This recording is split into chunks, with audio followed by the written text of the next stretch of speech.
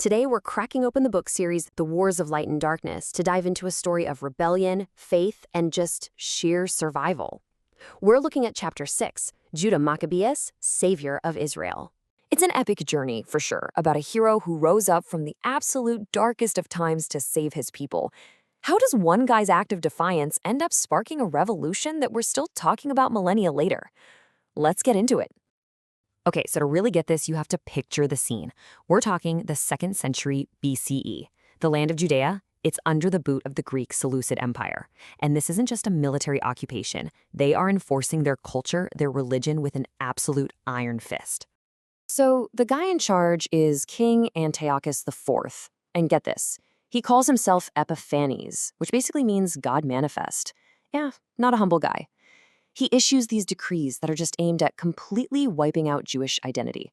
We're talking pagan altars popping up everywhere. People are being forced, literally at sword point, to make profane sacrifices, to eat forbidden food. And if you defied him, well, you were choosing a truly horrifying way to die. You can just imagine the despair, right?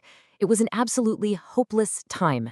And in the middle of all this horror, there's this elder priest, a man named Mattathias, from the house of Hasmonean. He flees Jerusalem with his 5 sons, and he's just heartbroken. He's mourning not just for his people, but for what's happened to the Holy Temple, the absolute center of their entire faith. Well, this couldn't last forever. The king's officers, they eventually make their way to Mattathias' little village, Modi'in. They show up to enforce the new laws, and they demand a public act of submission, a line in the sand. And this one moment, this one act, is going to change everything. Okay, hold on. Before we see what happens next, we need to understand this really crucial idea from the source text. It's called Phinchasian Zeal. So what is it? Think of it as this ideal of righteous anger. It's this belief that you must defend the holy law, the covenant, against anyone who turns away from it, even if it means using violence. And trust me, this one idea, it's the key that unlocks this entire rebellion. So the Greeks are there. They're trying to force everyone's hand. And then a fellow Jew steps forward. He's going to comply. He's moving towards the pagan altar to make the sacrifice. The moment Mattathias sees this, he is just consumed by that Phinchasian zeal we just talked about. In this one shocking, explosive moment, he kills the man on the altar. Then he turns and kills the king's officer who is forcing the sacrifice. He tears down the pagan altar, and he cries out to the crowd, "Let everyone who is zealous for the law come out with me." That was the spark. So that one act kicks off a full-blown guerrilla war. For a year, Mattathias and his followers fight from the wilderness. But he's an old man, and eventually he's on his deathbed. And in a really interesting move, he passes the torch of leadership, not to his oldest son, but to his 3rd son, the one he knew was the most capable, Judah. And Judah, wow, he becomes known as Maccabeus, which means the hammer. And it's the perfect name, because he quickly proves to be an absolute military genius. I mean, his deeds were so legendary that people literally wrote hymns about him, calling him a lion in his deeds, the man who brought deliverance to his people and pure fear to their enemies. So now you've got Judah and his small, ragtag band of zealous warriors, and they are facing the full, organized, professional might of the entire Seleucid Empire. What happens next is just a series of victories that, on paper, should have been absolutely impossible. First up, he completely crushes the forces of a general named Apollonius. And in this amazing symbolic act, he takes the dead general's sword and uses it as his own for the rest of his life. How incredible is that? Then he defeats Saron, the high commander of the Syrian army. Word is spreading, Judah's reputation is growing, and yeah, the king is starting to hear about it. And the king's response? He's not messing around anymore. He sends a massive, professional army with one goal: crush this rebellion for good. This brings us to the Battle of Emmaus. And just look at these numbers. The odds are just staggering. You've got 47,000 professional Greek soldiers up against Judah's 3,000 fighters.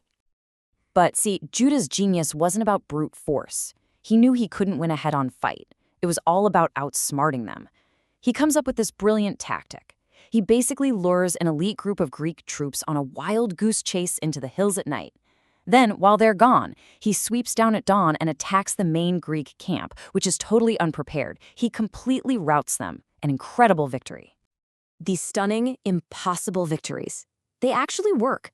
The path to Jerusalem is now clear, but the celebration is short-lived. Because when Judahara and his followers finally enter the city, they're met with a heartbreaking sight. Their holy temple completely desecrated.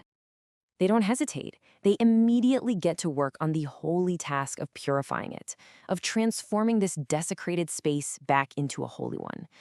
And the contrast is just so stark, right? The defiled altar with its statue of Zeus, torn down. In its place, a new altar built the proper way. Every single trace of the pagan filth was removed, new holy vessels were made, and the temple was restored, piece by piece, according to their sacred laws. And then comes this incredible moment of poetic justice. On the 25th day of the month of Kislev, the exact same day that the temple had been desecrated 3 years before, they rededicated it to God. They celebrated with a huge 8-day festival.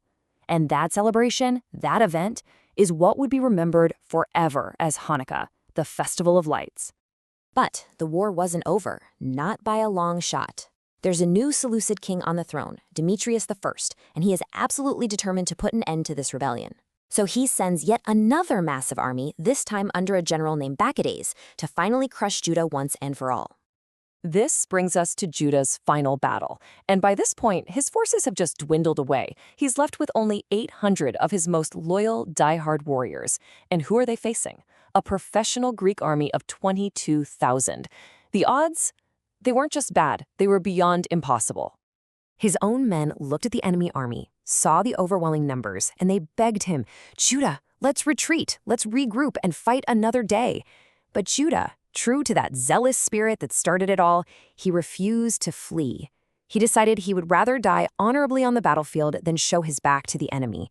He was going to make one last heroic stand. And in that desperate final battle, Judah Maccabeus, the hammer, fell. The entire nation of Israel mourned their hero. The lament for him echoed through the ages. How is the mighty fallen, the savior of Israel? So in the end, the man fell, but his actions had already sparked a flame of resistance that couldn't be put out. That flame would eventually lead to his people's freedom, creating a legacy that far outlived his heroic but tragic life. And that really makes you think, doesn't it? What makes a legacy truly immortal? Though he lost the battle, he had already won the war for the spirit of his people. Please like and subscribe for more videos like this. For more information or to purchase this full volume, please press on the link in the description.